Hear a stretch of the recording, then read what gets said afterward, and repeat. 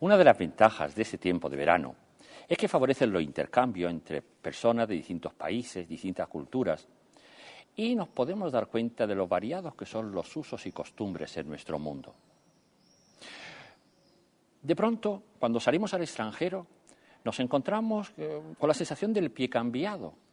Cosas que nos parecían absolutamente lógicas, las vemos realizadas de otra manera, desde horarios de comidas, menús. Contamos un chiste y no se ríen, nos cuestan un chiste y no nos reímos. Y lo mismo pasa con los extranjeros que vienen a nosotros. De pronto descubrimos que a pesar de todo ser humanos y dentro de un mundo global, pues nos encontramos que a la hora de vivir nuestra vida cotidiana tenemos como unas claves, tenemos como unas maneras de ser que son comprensibles para los que están en nuestro entorno, pero absolutamente incomprensibles para aquellos que no nos conocen. Son los usos y costumbres. ¿Qué es un uso?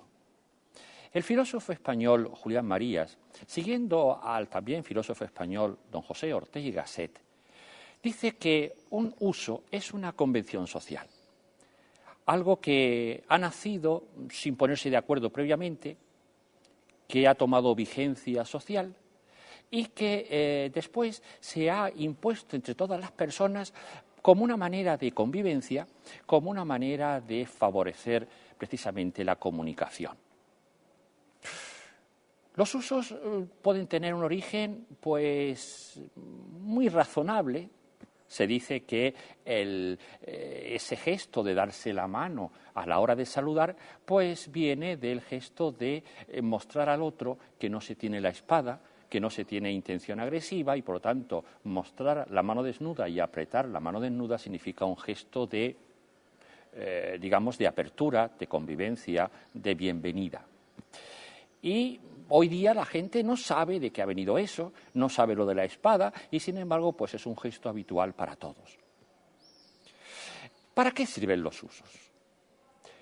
En primer lugar, nos dicen estos filósofos, pues para romper la frialdad de la distancia con un desconocido.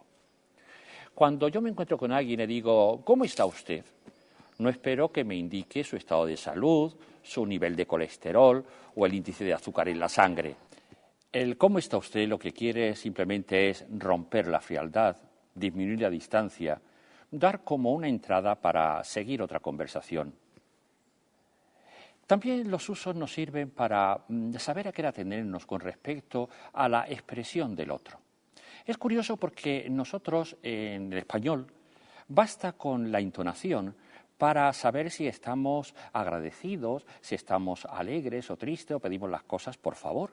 No es lo mismo un tono irritado, deme esto, que un tono agradable, deme esto. Y sin embargo, en inglés, como no añadas la frase por favor, pues parece que el tono no significa suficientemente el modo en que le estás pidiendo, le está diciendo una persona a alguien. También sirven los usos pues para entrar dentro de las costumbres de la sociedad.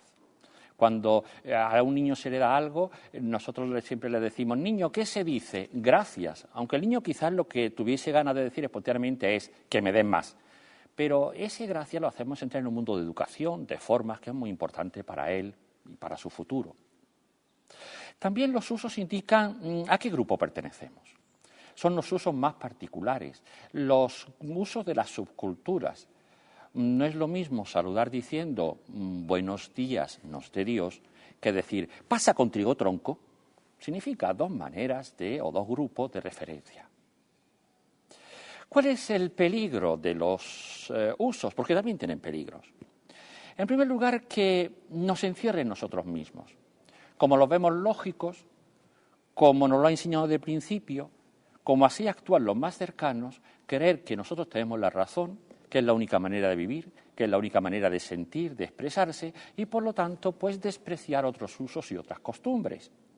Es el chauvinismo que se dice, o considerar que lo nuestro es siempre lo mejor y por encima. En fin y al cabo es un catetismo cultural. Otras veces el peligro de los usos es que ya hayan perdido toda vigencia y se mantenga simplemente por rutina o por costumbre. Es curioso que uno de los usos más, que además se ha impuesto a otras culturas, es de los más absurdos. Por ejemplo, la chaqueta. La chaqueta es el epítome de un traje elegante, masculino. Todo el mundo, o sea, ahora mismo ya utiliza el traje de chaqueta para las ocasiones formales.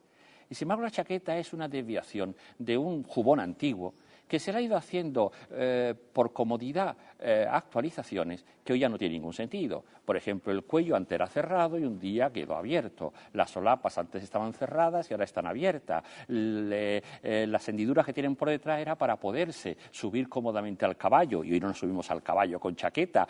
Incluso se dice que el ojal es un invento del príncipe de Gales de finales del siglo pasado, cuando una dama de la corte le regaló una rosa y entonces él generosamente hizo una ranura para meterse la rosa regalada. ¿Qué tiene que ver eso con nuestras costumbres actuales? Nada, pero es una convención.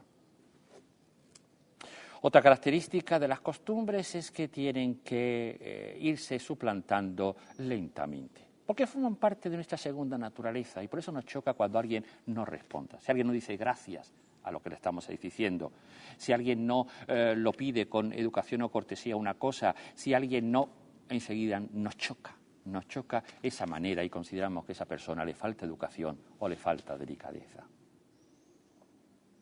Por eso, para entender a las otras personas, es muy importante no solamente conocer su ideología, sino también sus costumbres, su manera de pensar, su manera de reaccionar, porque si no, no se acabará de comprenderla perfectamente.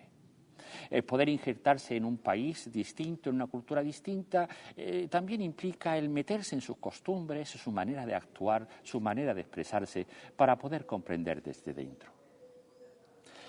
Y en el mundo de la fe, pues también. Ya, gracias a Dios, hemos superado aquello de católicos como los españoles, nada. Y cuando venía, por ejemplo, un alemán o un americano que era católico, decíamos, fíjate tú, ¿y si es católico? Como si solamente tuviésemos nosotros el monopolio de la fe católica. Pero es cierto que nuestra fe se expresa en muchas culturas, se expresa de muchas maneras. Y entonces, pues tenemos que tener en cuenta también esos usos, esos modos de vivir la misma fe, para no escandalizarnos en un sentido y para no cerrarnos en otro. Como anécdota sin importancia, pero yo me acuerdo de la sorpresa que tuve la primera vez que salí al extranjero, que en España me había dejado las mujeres con el velo para ir a misa, y en Alemania me encontré a la señora con unos gorritos llenos de flores y de cerezas para acercarse a comulgar. Más devoción, más frivolidad, menos devoción, modos distintos. Y quien dice eso, maneras de rezar, maneras de sentir, maneras de expresarse. En definitiva, la convivencia es una tarea de todos los días y por eso es bueno aprovechar este tiempo de contactos intensos entre distintos pueblos, distintas culturas, gracias a las vacaciones, para aprender a convivir mejor, para entendernos desde el fondo, para no escandalizarnos, para no ridiculizarnos, para comprendernos. Y también en la fe. En definitiva, hacer aquello que decía San Agustín. En lo necesario, unidad, que son los derechos humanos en nuestro caso. En todo lo demás, libertad. Y por encima de todo, caridad y comprensión. Buenos días.